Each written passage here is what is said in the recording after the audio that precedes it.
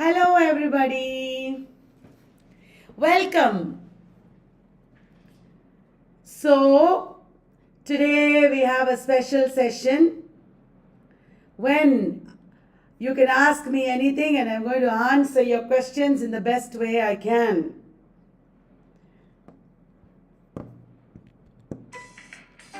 Tell me guys, what are your doubts? What are your problems?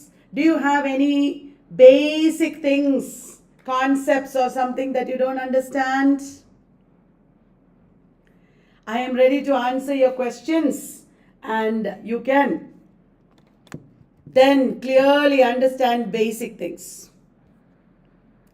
If you're not asking me, I will start with questions that my students were asking me. What is the meaning of textual? I'm just giving you a question that one of my students asked me. Yes, Sadaf, I will reply that. The meaning of textual is that things are constructed. Meaning of textual means everything is a construct. Meaning of textual means nothing is a given reality, everything is a construct. This is a major concept in post-structuralism. Post-structuralism believes that ideas are constructed. Reality is not a permanent entity. It is created by politics, culture, business, etc. That is the meaning of things are constructed. Did you understand, guys? So, your question is, how can you remember all the wait, I will ask you I will reply one by one. How can you remember all the writers? Writers, remember, are like your cousins or relatives. The more you see them, the more you revise, the more you will be able to talk about them. If you don't revise, if you don't read about them, you won't be able to remember. So, the more you become acquainted with the writers, the more you will know them. Okay? Is every day at 6 enough for preparing well? Every day at 6 is very massive. It is a very good foundation. Based on that, if you read a little more, if you do your own research, it is enough. I am working. While I am working, can I clear examination? Definitely. What you need is, you need a specific time in the day when you study. You put in solid hours and also in between 10-15 minutes when you study it, you use that time to study, then you will definitely clear. Many people have cleared like that, no problem. How to attend the competitions conducted by us in Zoom? Please contact our office. We will give you or check the description of my video. That test 2Q video, check the description. I have given WhatsApp link there. Okay. How to handle university level long questions based on short stories. Please do research kind of reading about authors and works and short stories. Read in Google Scholar. People's very good new papers, very good research papers. Read research kind of books, not only guides with summaries, but analysis by critics you should read. Then you will easily get the hang of it. Then you will be able to answer. Just get regular practice reading such kind of analysis, critical analysis. What is great vowel shift? Paulami is asking, what is great vowel shift? I will explain that. Great vowel shift happened in the 15th century. Great vowel shift is something that happened with language in the 15th century. And what happened was the upper class people for the first time began to speak English. Before that, the upper class people were speaking French. Isn't it? The great vowel shift happened, and upper class people's English, which is very upper class, which is very different from lower class English, that changed the vowels in English, the pronunciation is in English. I will give you some examples.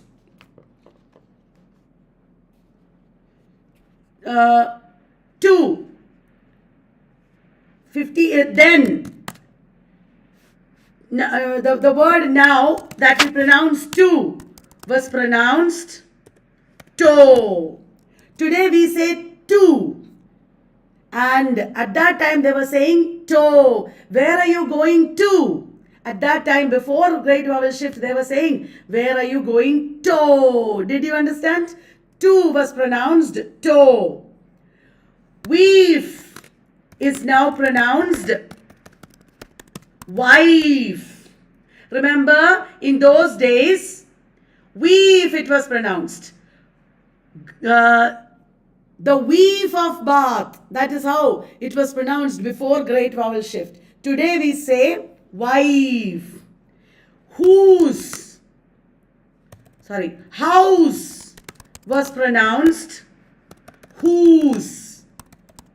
Where is your whose? That is how they said before great vowel shift. So, O became oo, E became I, ow became oo became ow. Did you understand? If you check in the internet, you will get all these shifts, changes. So, people began speaking in a different way because of changes in culture and changes in society.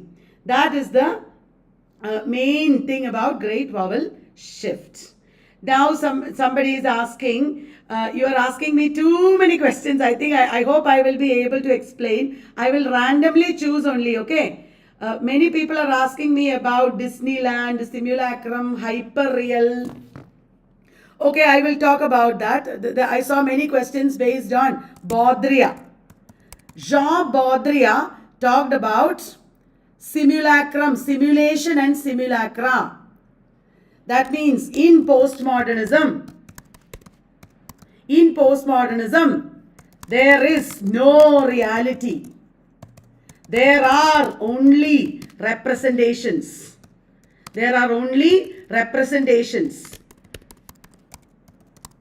What does that mean? It means that Disneyland is a representation of America. In Disneyland, everything is happy, everything is playful, everything is unique. And by Disneyland, they are trying to show us that America is like this. The real problems, poverty, cruelty, violence, all those things in America are hidden. That reality is not seen. Only happiness, playfulness, innocence, childlikeness. That is America. That is the meaning. So America is a hyper reality represented by Disneyland. And Disneyland is a simulation. Did you understand Be Literary? It was Be Literary's question. Now, next question is, I'm just randomly answering how to invest time for JRF. Remember guys, JRF means more marks in NET. If you study everything thoroughly, you will get JRF. That is how it is. JRF does not mean studying any unique thing. Study whatever you are studying more. You did not study enough. That is why you didn't get JRF. That's all. Cultural displacement in post-colonial fiction. A question regarding South Asian fiction. What is cultural displacement? When an immigrant travels to another country. Suppose I travel abroad as a part of post-colonialism. Cultural displacement happens. When cultural displacement happens, I am removed from my culture, South Asians travel to UK, USA, etc. a lot, and this leads to cultural displacement. Cultural displacement is related to losing your territory. It is related to land issues. It is related to alienation. It is related to multiculturalism or cultural plurality. Cultural displacement leads to all these issues and more. We become hybrid. It is related to hybridity. We start doing mimicry. When we get culturally displaced to another country's culture, we start doing mimicry. It is against the concept of cultural purity. There is no cultural purity. Did you understand? When there is cultural displacement, there is no cultural purity. So these are the main issues that we have in cultural displacement. Somebody is asking how to cover cultural studies. Cultural studies is a very broad area. There are so many things happening in cultural studies. So first make a list of all these things. There is media studies, there is youth culture studies, there is subaltern studies, so on and so forth. There is queer studies, so gender. So you make a list of all this, study each of these separately. Who are the major figures? What are the major texts? Like that you search and you can cover cultural studies like that. You sit down and cover all these areas separately. Does écriture féminine highlight pluralism? Yes. Écriture féminine is about many different ways of women's writing. Women can write their experiences in different ways. So there is pluralism there. After reading Arnold's criticism, we read Russian formalism. What happened in Russia? All of a sudden causing formalism and other movements. Obviously, the Russian oppression by the Russian monarch, the Tsar, and the society broke down. Russian Revolution happened. Russian Revolution happened, society broke down, they lost belief in reality, they lost belief in tradition. Did you understand? So they wanted new ways of looking at reality and tradition. That is why they became formalist. Did you understand? What is the meaning of deletion of vowel? I don't know what you mean. Deletion of vowel, I'm not very good at language studies. I don't know. I mean, vowels change. The pronunciation and position of vowels change. I think that is what is meant by deletion of vowels. I will make a note of it and I will tell you the next day. Okay, tomorrow I will tell you. Deletion of vowels. What is prestige accent?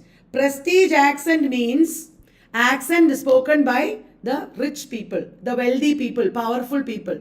Great vowel shift happened because there was a new prestige accent of English that came into being. Please explain genotext and phenotext. These are two concepts presented by Julia Kristeva. Julia Kristeva talked about genotext and phenotext. Only today I taught this in cultures, in our criticism and theory course. I'm conducting a criticism and theory course right now. Genotext is woman's writing. Phenotext is text that is for communication. In phenotext, listen everybody, in phenotext, there is fixity. There are fixed meanings. There is order. There is communication possible. There is, it is like prose. Genotext is, listen everybody, genotext is more fluid. Meanings are not fixed. Meanings are not fixed. It is like poetry.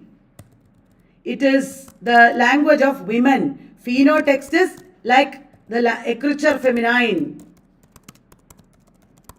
Did you understand? Genotext is écriture feminine. Phenotext is more fixed. It is more about order, etc. Please tell me few works by John Pepper Clark. Will you please Google search?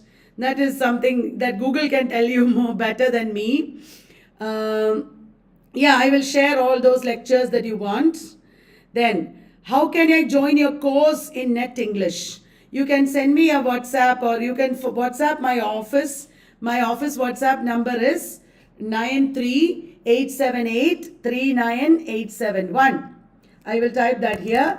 WhatsApp is 93-878-39871.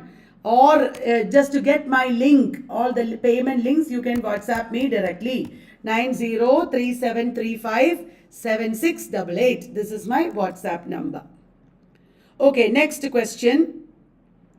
What is meant by new woman? Let me take up that question. What is a new woman?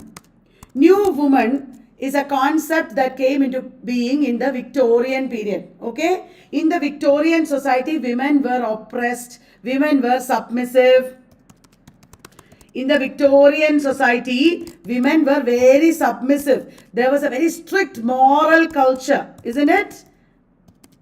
Women were submissive. And the concept of new woman emerged in literature. New woman emerged in society and literature. What do you mean by that? New woman is a woman who lives like a man, who lives and dresses like a man. Did you understand? Example is Saint John, in Bernard Shaw's Saint John. Then there is Sue Bridehead in, where is Sue Bridehead? Sue Bridehead is in Jude the Obscure. They are all women who live like men. Then I have passed the PhD entrance exam already. How can I get JRF? You can still get JRF. If you get JRF, you will get the stipend from that time onwards. While you are doing PhD, you can do JRF. No problem at all. You should try for JRF, in fact. Then, please suggest a good list of topics which are new in theory for doing research. New areas for research. What can I say? There are very, very many new areas for research. It's not something I should speak like this. I can't say like this actually. Within cultural studies, you should explore in cultural studies. And new, not only theories, but new terms within existing theories of gender. Like that you should search. New terms within existing theories of gender. Then post-colonial societies. If you search like that, you will get a lot of new terms. And you can also search journals and Google Scholar. Search for conference topics. From all these areas, you will get new topics for research, new areas for research. That is how you should do. Otherwise, just somebody telling you new area will not work. That is a wrong method. Okay. What are the subdivisions of Marxism? Subdivisions of Marxism include, there is Lukács' reflection theory. Lukács' reflection theory is one. Then major another subdivision is New Left. The New Left of the 1960s is another major subdivision within Marxism. We also talk about Western Marxism as different from Russian Marxism. Soviet Marxism and Western Marxism we talk about. Those are two subdivisions. Then we talk about Frederick Jameson, who combined, that is another area, who combined postmodernism, postmodern ideas with Marxism. Frederick Jameson combined postmodern ideas with Marxism. Then, I'm just talking to you about the major approaches only. Then we have classical Marxism, traditional classical Marxism and socialist realism. Socialist realism is the method used by the Marxists. Then, please explain sign, signifier and signified.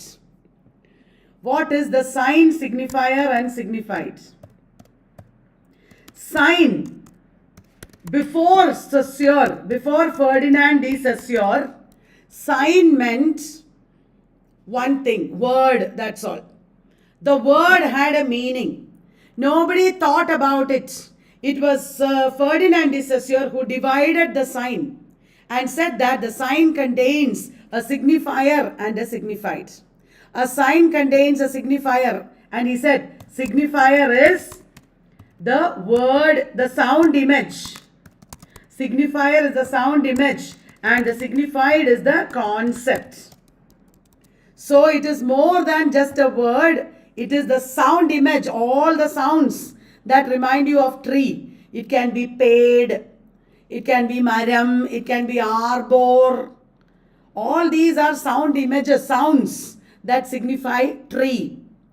And when you think of the concept, it means not only the tree but also banyan tree, coconut tree, Christmas tree, different kinds of trees. When he divided the sign like this into sound, image and concept, he means that the relationship between these two is arbitrary. What do you mean by arbitrary? It is accidental. That means there is no permanent relation between these two. That is the meaning of arbitrary. There is no permanent relationship between these two. Okay, guys? What is the difference between lingua franca and pidgin? Pidgin is an interim language, a temporary language that emerges when two languages interact.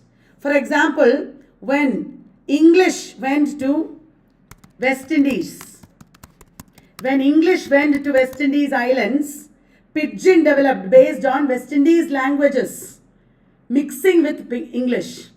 English mixing with West Indies languages created pidgin.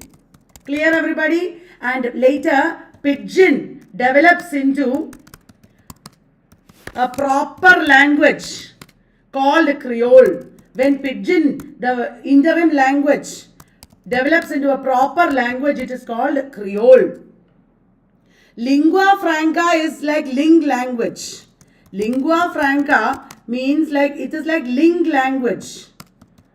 Language that is a language, a proper language like English that is connecting people. So, pidgin is not a proper language, but pidgin is an interim, temporary language that develops. Lingua franca is not a temporary language. It is a proper language that becomes a link language. When lingua franca English connects us, pidgin might develop. Did you understand? Then, please explain queer theory. I will give you some ideas that I have already said today in our class. Queer theory is based on some major ideas. One, the difference between sexuality and gender. The queer theory talks about sexuality, not gender. Did you understand? Gender is a construct. It is constructed by society. But queer theory talks about sexuality. Sexuality is a taboo topic that many people did not ever talk about. And queer theory talks about sexuality. Second thing that queer theory talks about is beyond the queer theory is against the gender binary. Man woman binary they are doing away with. They are questioning man woman binary. Gender is fluid. Gender should be understood as many at once. LGBTIQA+. That is, gender is fluid. And queer theory is against it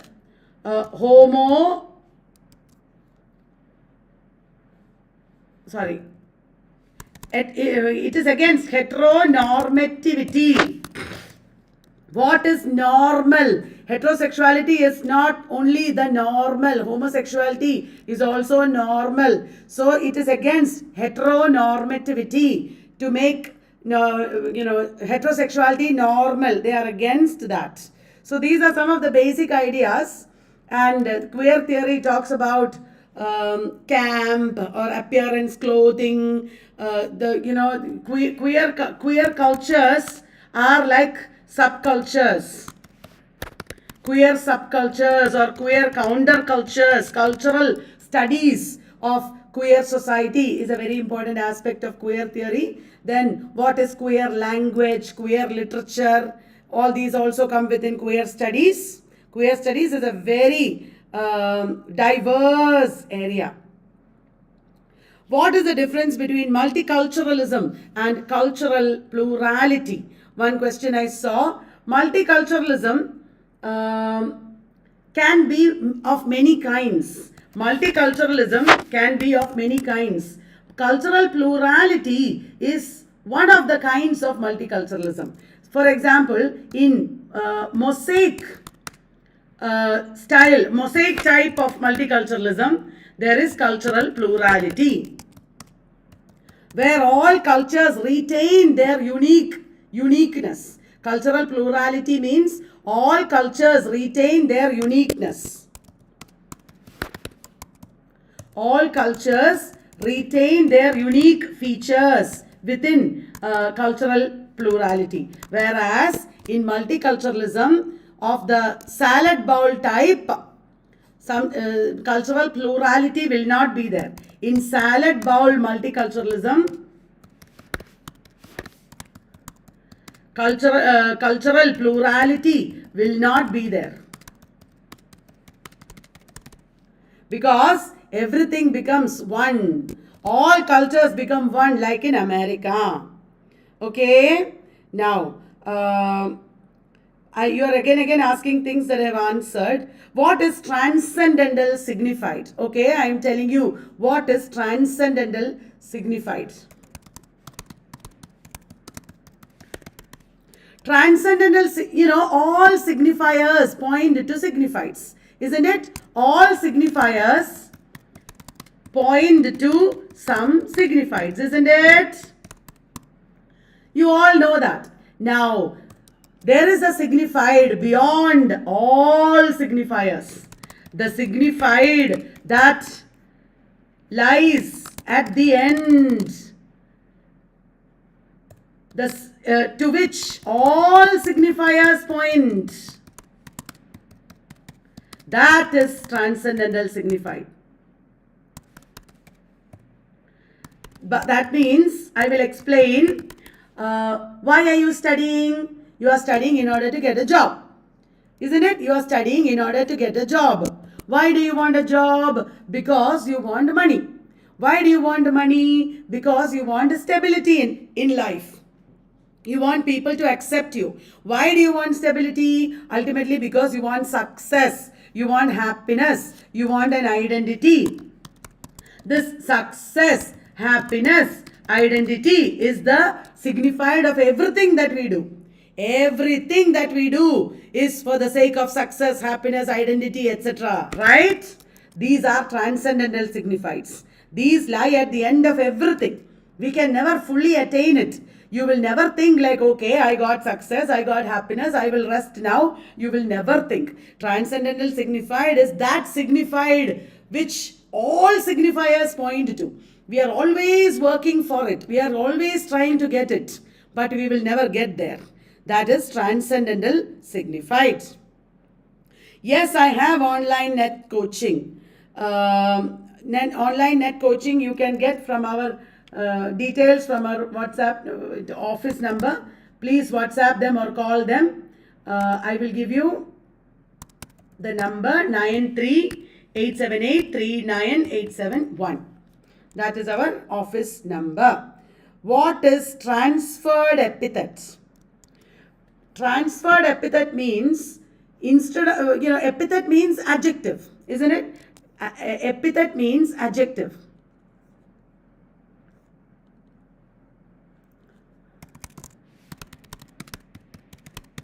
Epithet is an adjective. An adjective usually relates to one noun. Instead of one noun, the adjective for that noun is transferred to another noun. That is transferred epithet. Instead of one noun, the adjective for that noun is transferred to another noun. Weary man. We say weary man is traveling along the road. Instead of that, we can say weary way. This is transferred epithet. This shows that weary man is traveling along the road. Weary way means instead of man, the word weary is applied to road. Weary way. Did you understand? To show that it is the man who is weary, we say weary way. Actually, man is weary. But here, transferred epithet becomes weary way. Did you understand? Jonathan Lewis, this is Ask Me Anything session. That means I am answering the questions raised by the YouTubers. Whoever is asking questions, I am replying to them. Explain gender as a verb, not as a noun. Yes. I will say gender as a verb. You can say that, for example, all discourses are gendered. We can say all social institutions are gendered. What do you mean by that?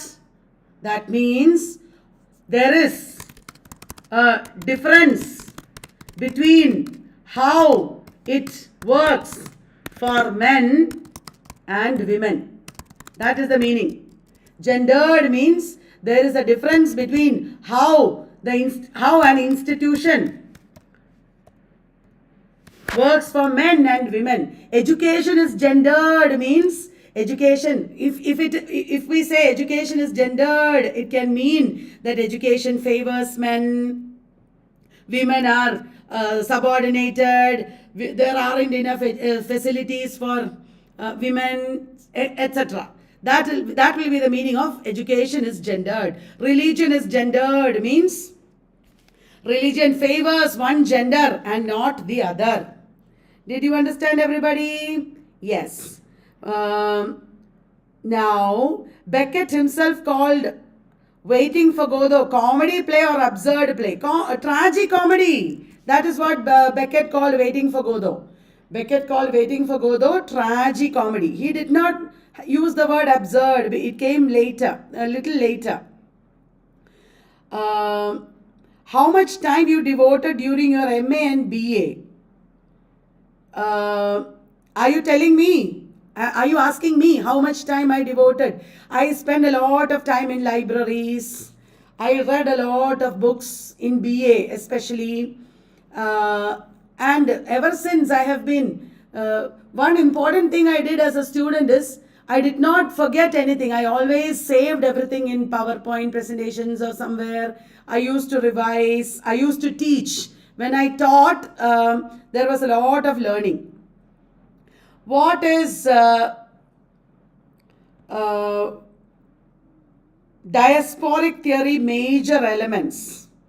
In diasporic theory, you talk about, again, cultural displacement, alienation. You talk about how people displaced from one culture assimilate or abrogate another culture. Assimilation means you become part of that culture. You accept that culture. Abrogation means you reject that culture.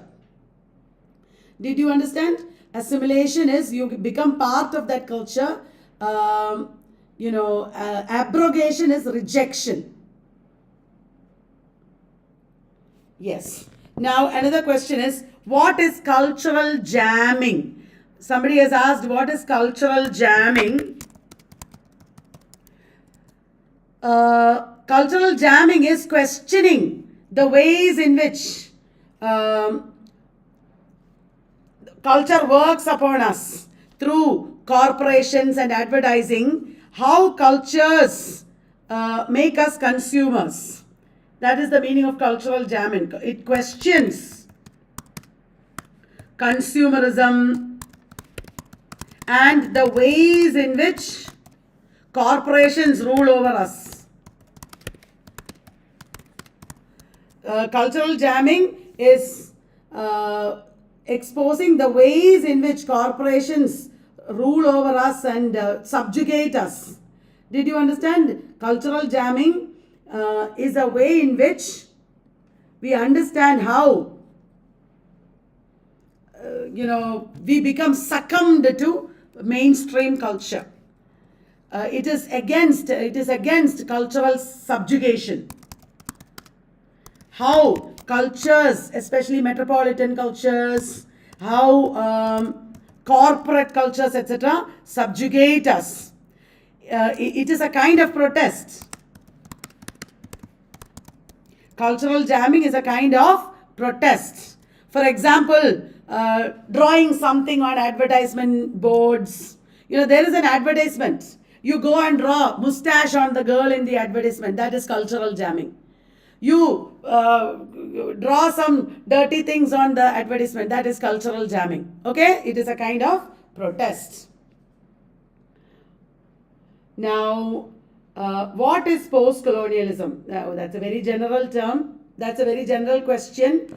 I will explain though. Post-colonialism is the understanding of or study of all the cultures that were once upon a time ruled by imperial powers. How imperialism and colonization impacted on the colonized nations, how it gave them new identities, new cultures, how it affected their language and reality, and how they emerged out of it, how they did anti-colonial activities and how they decolonized themselves. That is what post-colonialism is about. Somebody has asked me, what is Pinterest? What is Pinterest in Harold Pinter? Remember, Harold Pinter wrote Comedies of Menace. Harold Pinter wrote Comedy of Menace.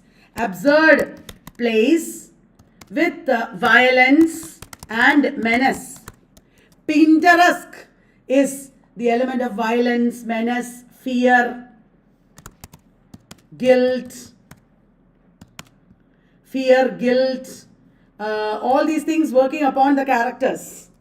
Absurd situations will be there. Fear, guilt, violence, menace.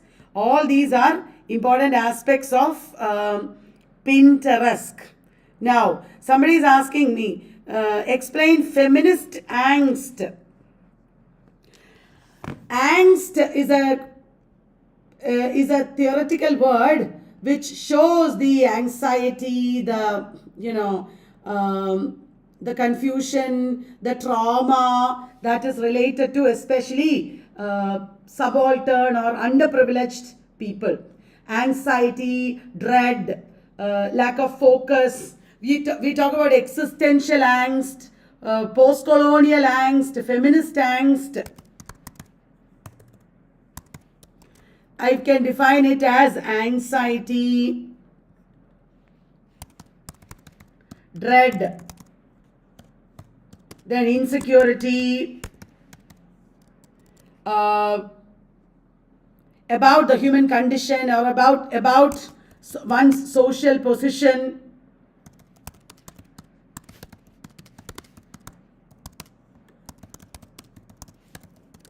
Did you understand? And this anxiety that feminists have, it is the feminist angst that gave rise to post-feminism, we can say. It is the feminist angst, anxiety about gender issues, anxiety about social role. That is what gave rise to post-feminism, we can say. So this angst can be in the context of anything or anybody. It is usually existential angst that we say. Ma'am, I am studying from your notes, but there are so many minor works also. Should we study the dates, times of minor works? If you can, you should. Because major writers have written minor works about which they will ask in exam. What is Commonwealth literature, somebody is asking. I already talked to you about post-colonial literature. Many post-colonial countries were once upon a time Commonwealth countries. Commonwealth of Nations is the term used for those countries that were once upon a time under the British Commonwealth or British rule. Once upon a time, all the Commonwealth countries were under the British rule. They are now called Commonwealth countries or post-colonial countries. Did you understand? And Commonwealth is a problematic term because Commonwealth still relates to colonialism and imperialism. So many people have denied or rejected the term Commonwealth literature. Salman Rushdie pointed out that Commonwealth literature is very diverse and heterogeneous. That is why you can't bring it under a homogeneous term. So Commonwealth literature does not exist. Did you understand? Somebody is asking me how to improve English speaking fluency. Obviously, you learn a language by speaking it, listening to it, writing it. You have to learn important vocabulary, important words that you need to use every day. I mean, verbs, nouns, etc. If you don't know the name or the word for this is called a remote. If you don't know the name remote, then you won't be able to speak fluently. So you should know major nouns. This is only an example I said. Major nouns, verbs, etc. you should know. And grammar you should know, of course. All this you will automatically learn if you push yourself to speak more and more English. Did you understand? Being a teacher is a very good way of learning English fluently because you will be pushed to speak English. Don't run away from situations where you have to speak English. I want to know how to start a research proposal on feminism on the works of Anita Nair and Kiran Desai. First and foremost, you have to read their novels very, very, very thoroughly, many times. And you have to identify what are the important issues here. Write a big list of all the issues there. Look at secondary works. What have people talked about? How have people written about them? And then identify some of the major issues and you can start writing a research proposal on that topic.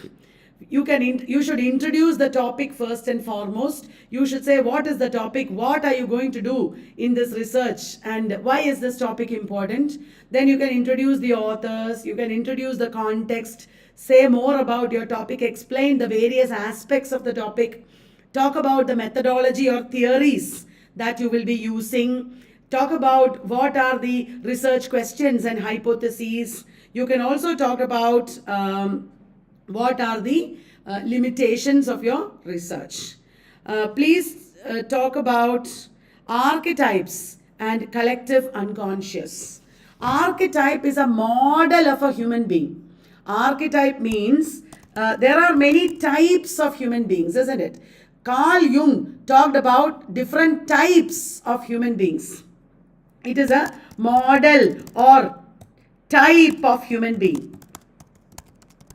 You can be the hero type. You can be the villain type. Did you understand? You can be your character, your behavior can be identified with perhaps Sita or some mythical character who is like a model for all human beings. So all of us will belong to some archetype or the other. That is what Carl Jung talked about. Northrop Frye talked about archetypes a little differently. When Northrop Frye talked about archetypes, he was talking about underlying patterns in literature. Literature follows some patterns or archetypes. That is what Northrop Frye talked about in Archetype. Patterns in literature. Now, when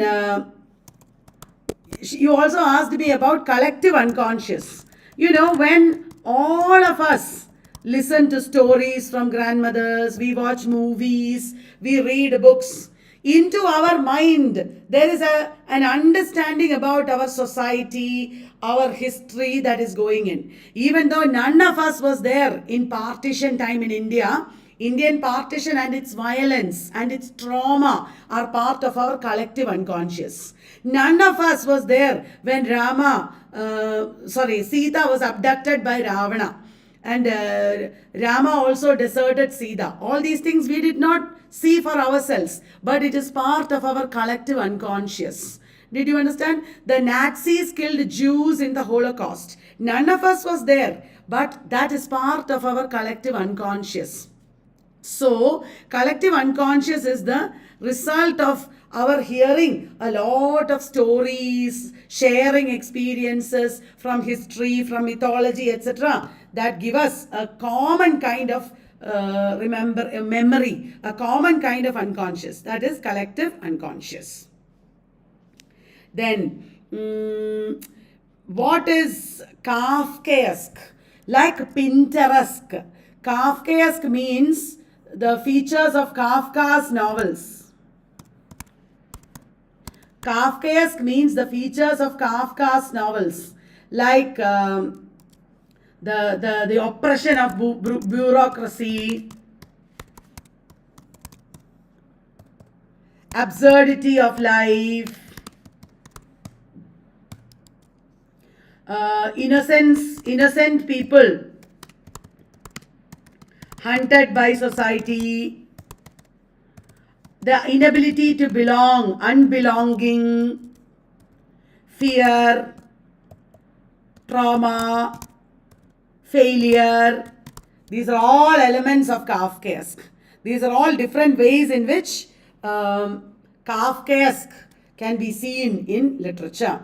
What is the difference between humanism and new humanism? Humanism is an early, from the Renaissance itself we have humanism. Humanism has various manifestations. Humanism gave importance to the centrality of man and his experiences in literature and society. That is humanism. The centrality of man and his experiences in literature and society. That is humanism. Did you understand? Humanism existed in 16th century, 17th century, up to the 19th century. Up to the 19th century, there was humanism. Then anti-humanism came into being. Okay? New humanism is different. New humanism is the 20th century movement that revived some ideas. It is related to modernism. It revived some ideas of humanism. 20th century movements that revived some ideas of humanism in relation to the fragmentation of modern society. Against the fragmentation of modern society. Modern society is so fragmented. Against that, the new humanists revived some ideas of humanism such as complete man, complete education, every discourse should talk about man in totality, things like that. Irving Babbitt was an important new humanist. What is the difference between post-colonial literature and new literatures? Mostly it is 80% the same, but post-colonial literature does not talk about fourth world very much. Post-colonial literature does not talk about Adivasis or Native Americans or Maoris. New literature is a more comprehensive term which includes fourth world literature also. Now, somebody is asking me about écriture féminine. Écriture féminine means literature by a woman. women's writing, women's language. That is the meaning of écriture feminine. Many feminists have talked about écriture feminine in different ways. Elaine Sissou said that écriture feminine, or writing by women, should reflect women's reality, women's body, women's experience. That was rejected by other feminists. Other feminists like Julia Kristeva said that women's writing or écriture feminine should reflect the semiotic level of language. That means fluidity, no fixed meanings. Like I said, genotext. Like genotext. Écriture feminine should reflect fluid meanings, semiotic level of language. Symbolic is fixed level. Symbolic is phenotext. Semiotic is genotext. Did you understand? And then, can we apply deconstructive aspects in Doll's House? Very much, yes, you can apply deconstructive aspects in Doll's House. You can deconstruct and look at why Ibsen wrote like this, why Nora is behaving like this. You can. What is the difference between, what are the words politics and discourse? Politics is wherever there is power. Relations of power. Politics means power. Discourse is the way in which politics works upon us. Michel Foucault talked about discourse. A discourse is the way in which politics work upon us. Discourse gives us a language.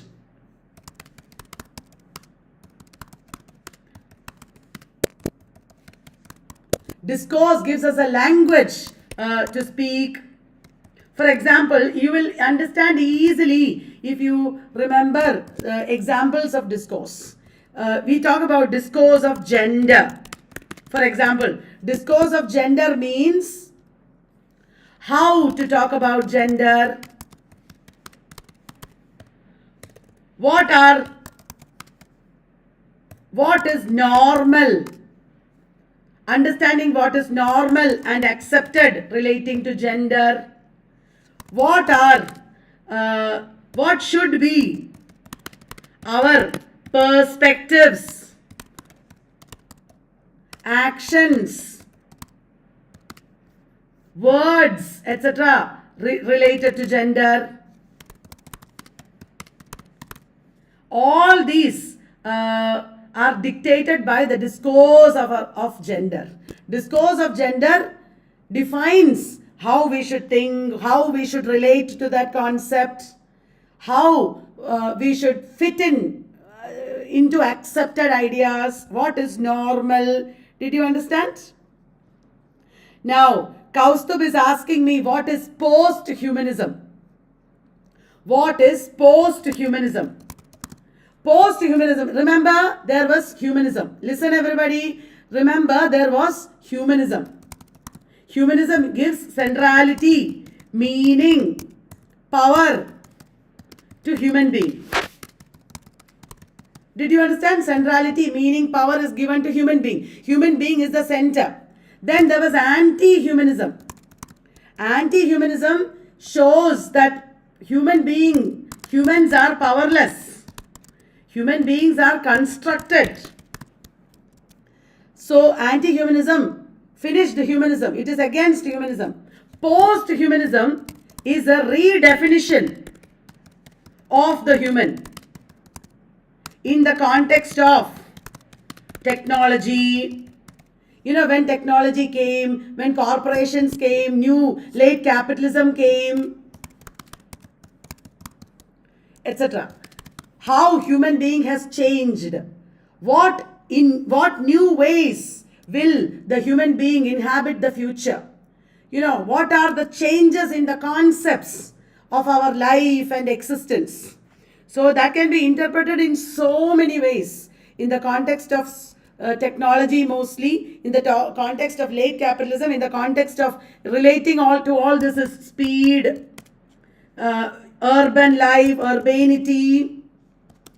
So many related concepts are there. Relating to all these concepts, how can human being be redefined? That is the meaning of posthumanism.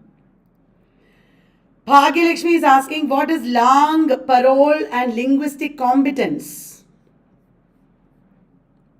Lang means the system of language. The entire system of language is lang. Lang means all the possible expressions in language. All the words you can say, all the sentences you can say, the entire system of language is called lang. Okay? And that is related to, it is lang. That is related to competence. When this is, it is from lang that we derive our competence. For example, I know music. I can understand music. I have great competence. Even if you make a small mistake, I am able to understand. Many music composers will have great competence, but their parole may not be good. Parole is the expression. When they sing, it may not be good, but they have great competence. Did you understand? Now, did you understand? Music composers will have great competence. Singers will have great performance. Parole is the expression. I may not know a lot about music. I may not be able to create music, but I will sing well. That is parole. Lang means my understanding, how much do I possess knowledge about it, all that is part of competence. If you have competence, you can be a teacher. With parole only, you can't be a teacher. Only with competence, you can be a teacher. Did you understand? How to start preparing for NET and KSET exams. You are a beginner. You can watch our everyday at 6 videos. They are in order and they are very good. It will give you a foundation. You should know all the basic periods, movements, authors, works. If you want, you can join our course. Our complete course starts from a very elementary level. Our number is 9387839871. If you want, you can join. If you don't want to join, no problem. You can use our free materials also. What is post-truth? What is post-truth? Listen to me, guys. In this world of postmodernism, there is no reality. Postmodern world has shown us that there is no reality. Everything is constructed. Everything is constructed. And everything, you can also say everything is mediated.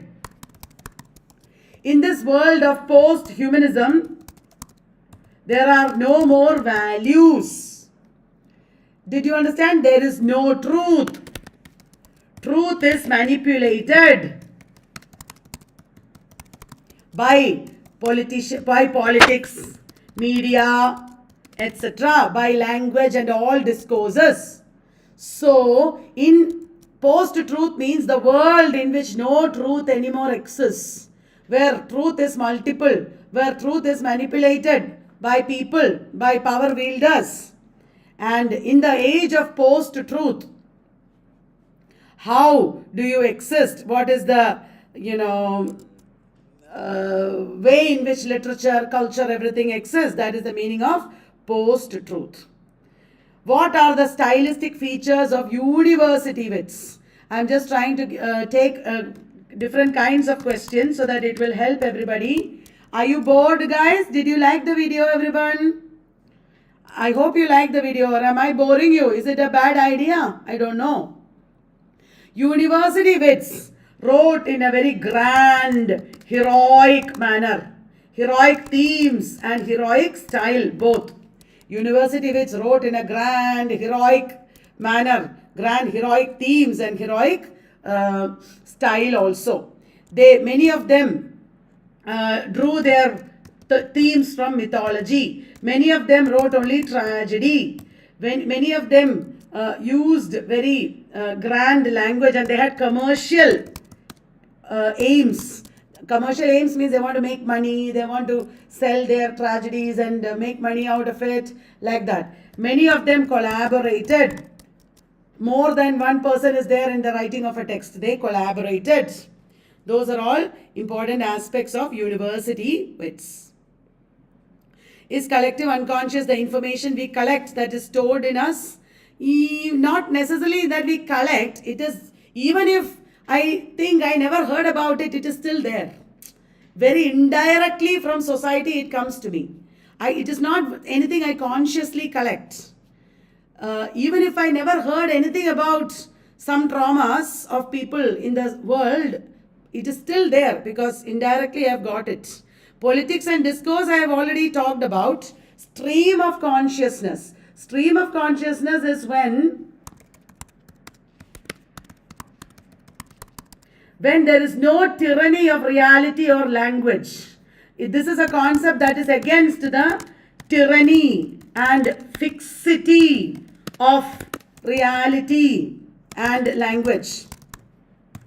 Fluid flow of a character's thoughts and mental impressions. Stream of consciousness is a fluid flow of a character's thoughts and mental impressions. There is no grammar, no clear-cut meaning.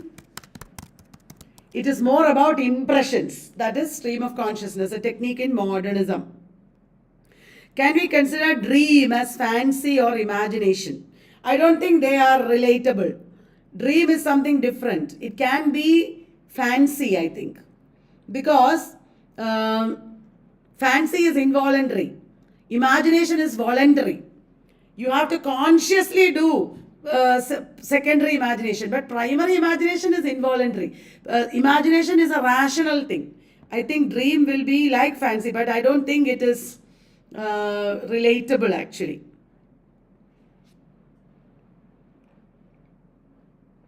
Vindication of Isaac Bickerstaff. Isaac Bickerstaff is the pseudonym used by Jonathan Swift. Jonathan Swift was a satirist, and a man called Partridge attacked Swift. A man called Partridge attacked Swift and predicted that Swift will die that year. Okay? A man called Partridge wrote an almanac and predicted that Swift will die that year. And then Swift replied under the name Isaac Bickerstaff.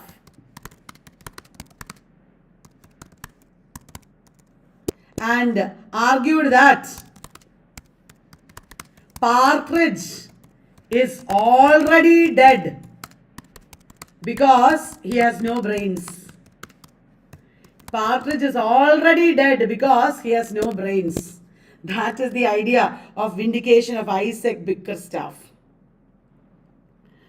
What is Ernest Hemingway's iceberg technique? Ernest Hemingway's iceberg technique means Ernest Hemingway did not write completely. Hemingway did not write completely. He sometimes wrote parts of sentences, did not explain clearly, and he invited reader participation. He invited reader participation by writing incompletely. That is iceberg technique. It is a modernist technique.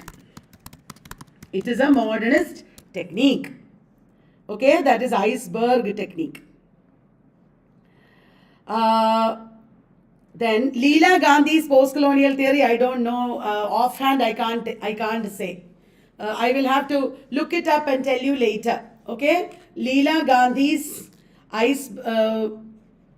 post-colonial theory, I have to look it up. That I don't know. Probably I'll tell you tomorrow. Okay. Tomorrow I will do Northeast Slut model test, okay? Northeast SLET. Please come and join me tomorrow.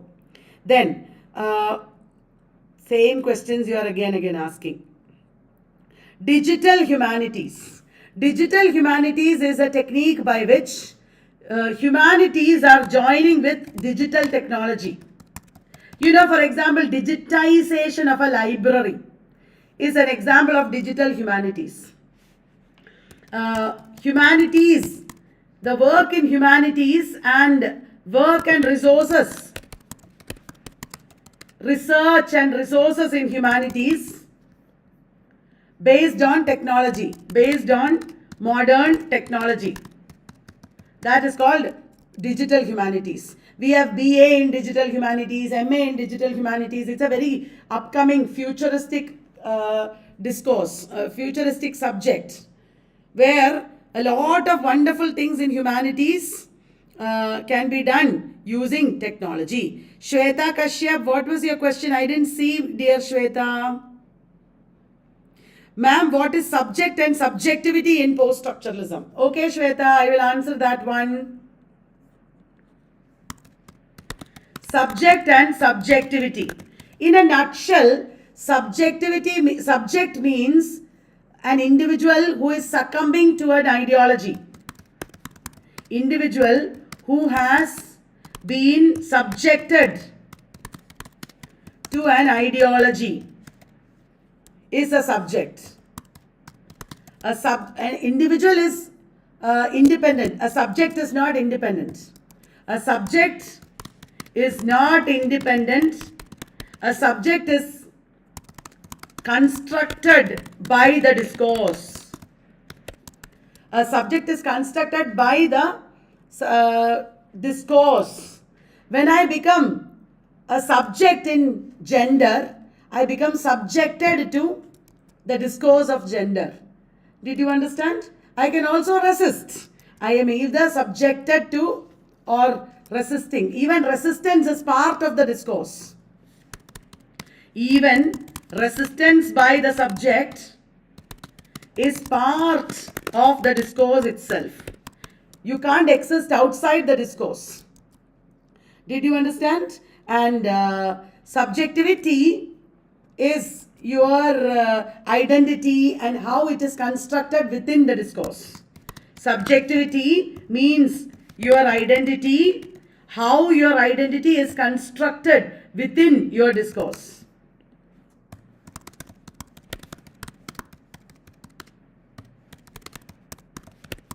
Did you understand, guys? How your identity is constructed within the discourse.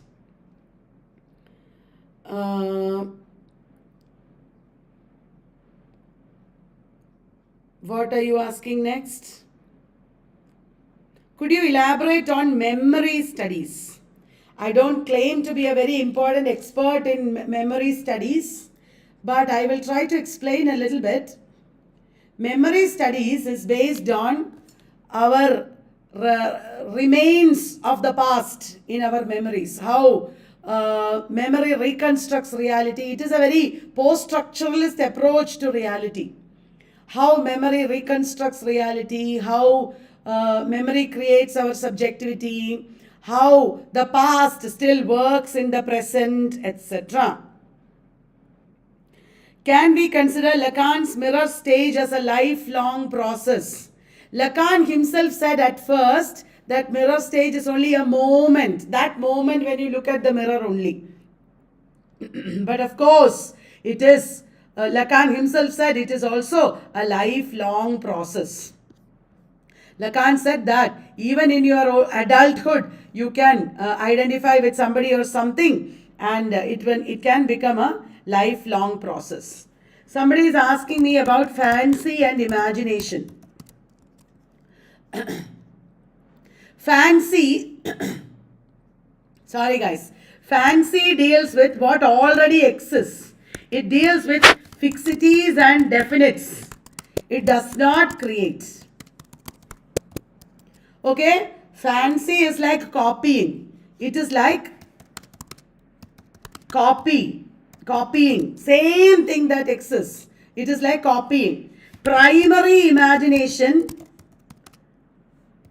works with, it is like interpretation. Primary imagination is like interpretation. Secondary imagination is like creating something new.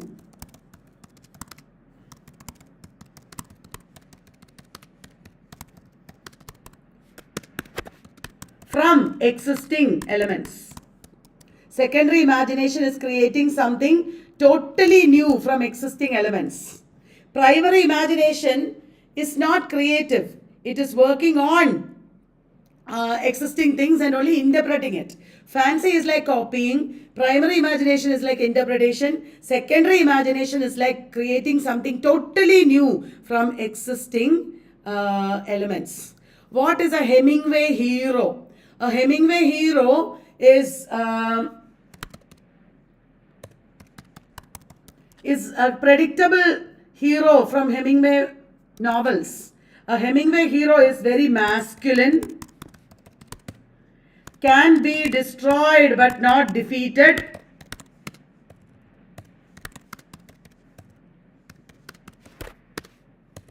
A Hemingway hero cannot be defeated. He can be destroyed but not defeated. A Hemingway hero is very stoic, very stoic in suffering.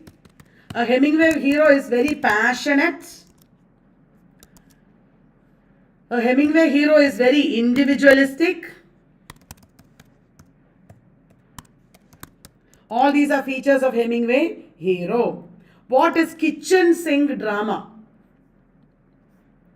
Guys, did I become successful in this session or is it a failure?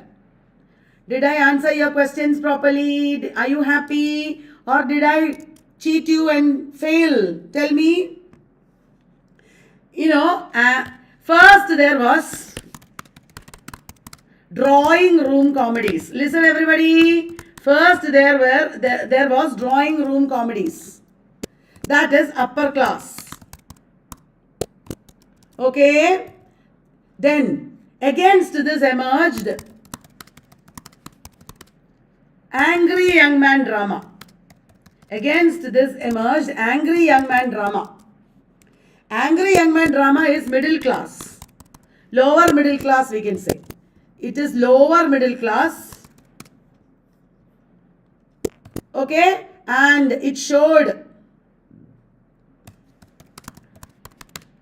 the interior of houses and relationships. Angry young man drama showed the interior of houses and relationships. Again, a kind of angry young man drama is kitchen sink realism. Even John Osborne is kitchen sink realism. In kitchen sink realism, very deep inside lives and relationships of working class people. You can say working class lives and relationships. Kitchen sink realism takes us very deep inside working class lives and relationships. That is kitchen sink drama. Kitchen sink drama, Sheila Delaney, Arnold Wesker, even John Osborne. How a poet uses fancy and imagination, how a common person does it. When a poet creates, for example, T.S. Eliot looked at the society and created the wasteland out of it. He was using secondary imagination. A common person, when he creates anything, even when you create a new recipe for food, that can be secondary imagination. Only an artist, only somebody who is creative will have secondary imagination. In order to have secondary imagination, you should have the interpretive power of primary imagination. Without primary imagination, you cannot have secondary imagination. And in the beginning of your learning, you use only fancy. You just copy from others. Readerly and writerly text. A text that gives us meanings readily. A readerly text gives us ready meanings. You know,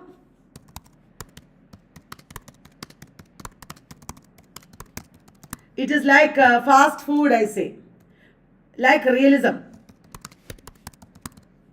But a writerly text does not give ready meanings. A writerly text makes writers out of the readers. Readers will have to become writers and create meanings in the text. That is writerly text. Writerly text means readers will have to become writers and create meanings in the text. Astika is confused between logocentrism and phonocentrism, metaphysics of presence and absence. Derrida valued speech or writing. I will explain.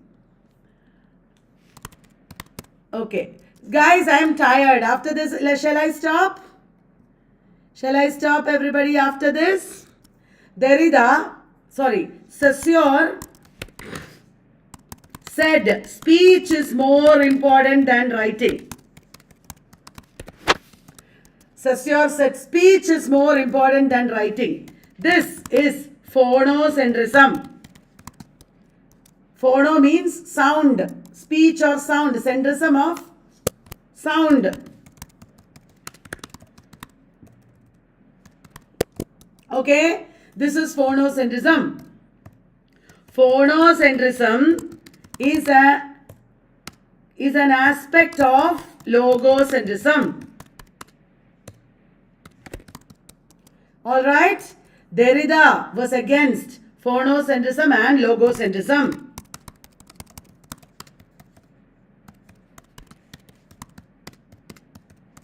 Because both these give importance to presence over absence. Derrida gave importance to absence. Langue is more important according to Saussure. Langue is more important according to Saussure. Did you understand? Derrida was against logocentrism because logocentrism gives more importance to presence over absence. Did you understand? And last question, essentialism and anti-essentialism. Essentialism is the idea that there are fixed meanings in everything. Essentialism is the idea that things have fixed meanings.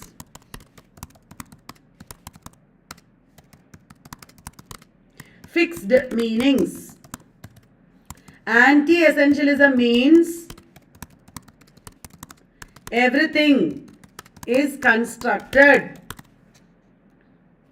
Nothing, no meaning is permanent. Did you understand? Identity is constructed. Truth is constructed. Reality is constructed. Can Malvolio be an example of dark romanticism?